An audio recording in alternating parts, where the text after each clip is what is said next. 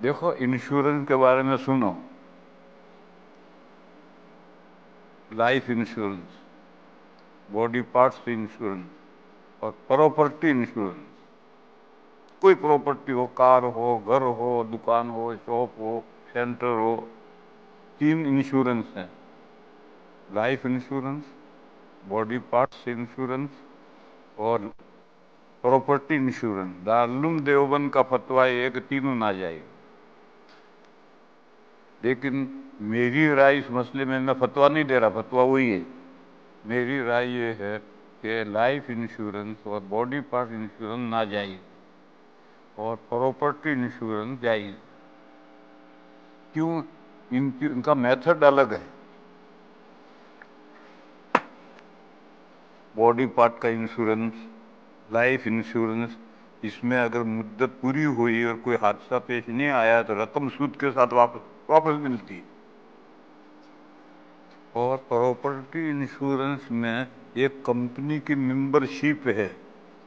उस मेंबर, आप मेंबर बन गए, अगर मुद्दत में आपका नुकसान हो गया तो वो कंपनी आपके नुकसान की तलाफी अपने कायदे के मुताबिक करेगी। और अगर मुद्दत पूरी हुई और कोई नुकसान नहीं आया तो आपके पैसे गए, वापस कुछ नहीं मिलेगा।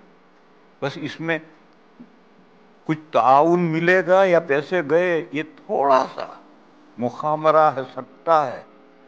इसलिए दारुल देवबंद का दारुल इफ्ता कहते ये भी ना जाए। मगर मैं ये कहता हूँ कि इस ज़माने में आजकल आप जानते हैं कि मेडिकल कितना मुश्किल हो गया है, इलाज कितना मुश्किल हो गया है। तो अगर उसके लिए कोई थोड़ी सी गुंजाइश नहीं रखेंगे तो कैसे काम चले। इसलिए मैं फतवा नहीं दे रहा, फतवा तो दारुल का है कि लाइफ इंश्योरेंस हो, बॉडी पार्ट इंश्योरेंस हो, प्रॉपर्टी इंश्योरेंस हो, मेडिकल इंश्योरेंस हो। अभी कश्मीर में जमीयत उलमा ने एक सेमिनार किया था, मैं उसमें शरीक नहीं था, मैं नहीं जा सका था सबक की वजह से।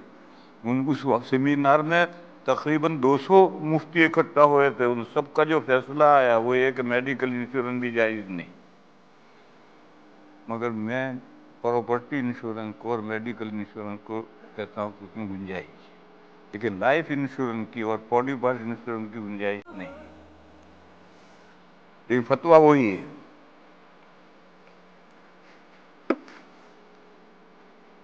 क्योंकि इसमें सट्टा, गैम्बलिंग है कि या तो ताउन मिलेगा अगर नुकसान हो गया, और नहीं मुद्दत पूरी हुई तो पैसे गए।